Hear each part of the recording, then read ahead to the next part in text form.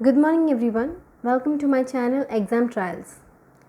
Today I am going to share some ideas and information regarding the topic learning from educational psychology. In this video we are going to learn the concept of learning, nature of learning, definitions of learning and characteristics of learning. Let's begin our session with concept of learning. What is meant by learning? Learning is the process by which an individual acquires knowledge, attitudes, and skills that are necessary to meet the demands of life. Learning is a process by which an individual acquires knowledge, attitudes, and skills that are necessary to meet the demands of life. Every individual is constantly interacting with and influenced by the environment. This experience makes him to change or modify his behavior. Therefore, learning is a change in behavior influenced by previous behavior. As stated above, the skills, knowledge, habits, attitudes, interests, and other personality characteristics are the result of learning. The best example for learning is while touching a burning candle, a child gets burned and he withdraws his fingers. When he faces similar situation again, he withdraws his finger faster. Gradually, he learns to avoid not only the burning candle but also other burning things. The behavior of an individual is thus changed through experience. This change in behavior brought about by experience is commonly known as learning. So we can describe learning as a modification of behavior through experiences, and also it is the permanent change in behavior. It is a permanent change in behavior. Now we will discuss the concept of learning with the help of some important definitions given by psychologists and educationists. First definitions given by Gates and others. According to Gates and others, learning is the modification of behavior through experiences. Learning is the modification of behavior through experiences. Second definition is by Skinner. According to Skinner, learning is a process of progressive behavior adaptation. According to him, learning is the behavioral adaptation. Third one by Crow and Crow. Learning is the acquisition of habits, knowledge and attitudes. It involves new ways of doing things and it operates in an individual's attempt to overcome obstacles or to adjust to new situation. It represents progressive change in behavior. It enables one to satisfy interest to attain goals. Another definition by R.S. Woodworth. According to Woodworth, learning consists in doing something new provided the new activities is reinforced and can reappear in later activities. Morgan and Gilliland defined learning as learning is some modification in behavior of the organism as a result of experience which is retained for at least certain period of time. Learning is some modification in the behavior of the organism as a result of experience which is retained for at least certain period of time. Another definition by Hilgard is learning is the process by which an activity originates or is changed through reacting to an encountered situation, provided that the characteristics of change in activity cannot explain on the basis of native response, tendencies, maturation or interest to attain goals. Last definition by J.P. Guilford. Learning is any change in behavior resulting from behavior. According to J.P. Guilford, learning is any change in behavior resulting from behavior. From various definitions of learning, we can generalize the nature of learning. So, the next step or next topic is nature of learning.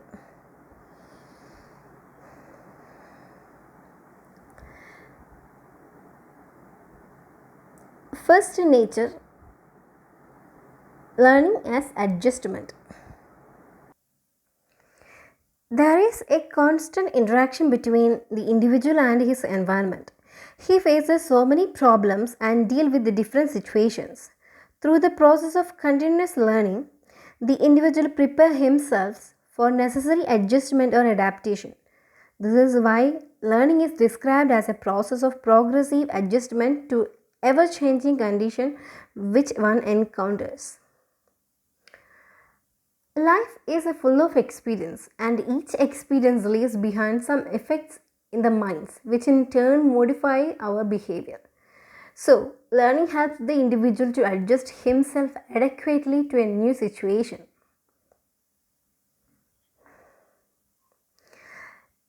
Next, nature of learning is learning as improvement. Usually, improvement involves enhancement of values. Learning is often considered as a process of improvement with the practice or a training. We learn many things which help us to improve our performance. Third one is learning brings change in behavior. The change in behavior influenced by previous behavior. Any activity that leaves a more or less permanent effect on later activity. But change in behavior of an individual are not always brought by learning only. There are other factors like fatigue, illness, maturation which produce behavioral changes. But behavioral changes brought about by these factors are purely transitory in nature, whereas changes produced by learning are relatively more enduring and stable. As we know, learning is a change in behavior. But there are some other factors like fatigue, illness and maturation can cause changes in behavior. But these are not considered as a learning because these are temporary in nature. But the changes due to learning is more permanent. Next, nature is learning is continuous. Learning is a lifelong process. It starts at the time of birth and continues to the last moment of death. This denotes the lifelong nature of learning. That is, learning is from birth to the death. Fifth point is learning is growth and development. The pattern of change resulting from learning may be either the positive or negative. There is no guarantee that individual will always pick up good knowledge and desirable habits only. But when we define development as progressive change, stress is given to positive change. The word growth is generally associated not only with the body which is growing physically but with the mental growth of an individual. Through his daily activities, a child grows both mentally and physically. Therefore, we can say that learning is growth through experiences. According to Woodworth, all activity can be called learning so far as it develops the individual. All activity can be called learning so far as it develops the individual. Next nature of learning is purposeful. Learning is purposeful. Learning should be purposeful. When the purpose of learning is clear, an individual learns immediately. It is the purpose which determines what one has to attend in the learning situation and how he has to act therein. Where there is no purpose, there would hardly be any learning. A true learning is based on purpose. Purpose plays a big role in learning. We do not learn anything and everything that comes in your life or comes in your way. I think all schools' activities should be purposeful so that a child feels the real urge for learning. Another nature for learning is learning takes place through experience. Learning always involves some kinds of experience, direct or indirect. Whether it be learning of knowledge, attitudes or skills, it is the experience that matters. It is the experience that matters. We can say that Learning is not mere addition to knowledge and acquisition of facts and skill through drill and repetition. It is the recognition of experience. Next point is learning has a wide scope. It is not confined only to acquisition to knowledge, attitude, skills, etc. It is very comprehensive process. Its scope touches aspects like formation of habits, development of interest, acquisition of beliefs, perfection of values and deals and ideals, etc. Therefore, learning as a whole, it is not confined only to formal classroom learning activities. Next point is learning has social orientation. A child learns the way of the group, its tradition, customs, codes of conduct, etc. from the family to start with. As he expands his range of contact in the playgroup, in school, and at work, he learns more and more about the various aspects of the society at large. We can say that learning is both individual and social. Learning is more than an individual activity, it is a social activity too. And an individual's mind is affected by group mind consciously as well as unconsciously, as he is influenced by his friends, relatives, classmates, parents, etc. And it learns their ideas, feelings, and notions. Even social agencies like families, church, playmates, social networking, including media, have a tremendous influence on child's mind.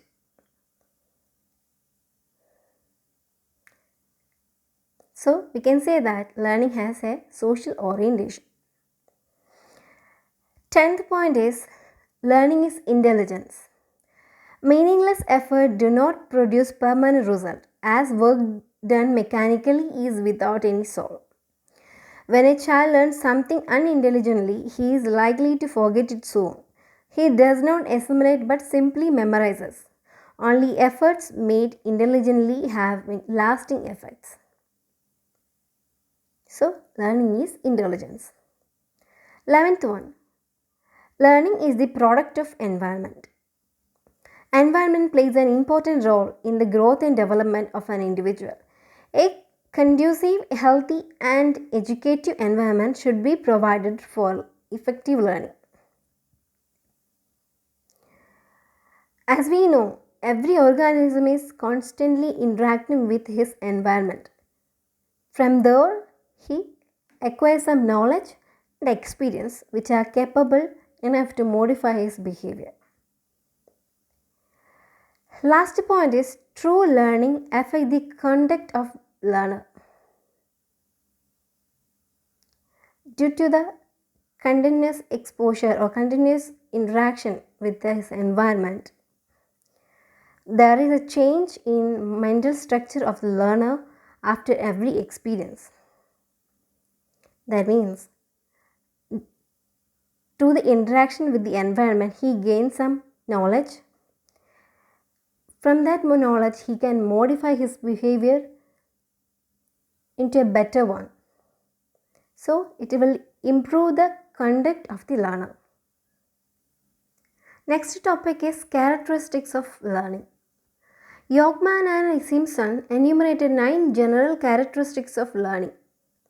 First one is learning is growth. Second one, learning is adjustment. Third one, learning is experience. Fourth one, learning is purposeful. Fifth one, learning is intelligent. Sixth one, learning is activity. Seventh one, learning is both individual and social. Eighth one, learning is product of environment. Ninth one, true learning affect the conduct of learner. All these 9 points we have discussed just before this topic. In addition to these points, we can see few more points. First one, learning is an active process. Learning is an active process. Suppose, as a teacher, you want your students to learn the mathematical multiplication table from 2 to 10. How would you proceed to achieve this goal? Perhaps you will have to present the table one by one orally and ask the students to repeat the tables after you. In the course of doing so, after some time, the students would be able to learn the tables by heart. The greater the effort on the part of student, the better will they learn tables. Thus, we can say that learning is a form of activity, whether individually or collectively. Second point is learning is an individualized process. We might have observed that in a class there are students who learn things quickly while others learn it slowly. In fact, rate of learning differs from person to person. In a class, every student is unique and he or she has his own problems, need, purpose, aspirations, interest, likes and dislikes, etc. Due to the difference in such personality traits, students differ in the rate and amount of learning. So, learning is an individualized process. Another one is learning is creative. Learning is not merely summing up of previous experiences, rather it is the creative synthesis of knowledge and experience of the learner. In this sense, learning is the new way of acting and aims at a higher level of thinking, which we call creative or critical thinking. Another and last point, learning is transferable. Applying what one has learned to another situation is the most important characteristics of learning. Imagine you have done a course and learned many things during the course. However, after completion of that course, if we are not able to make use of that learning, it means we have failed to transfer our learning from the classroom to actual life. Therefore, it is significantly important that teacher must teach in an authentic situation. So we can say that learning is transferable. So that's all about characteristics of learning. So we have discussed concept of learning, definition, nature and characteristics of learning. Thank you for watching my video. I'll be coming up with more sessions in psychology in coming days. If you find this video useful, please like and subscribe our channel. Thank you. Have a nice day.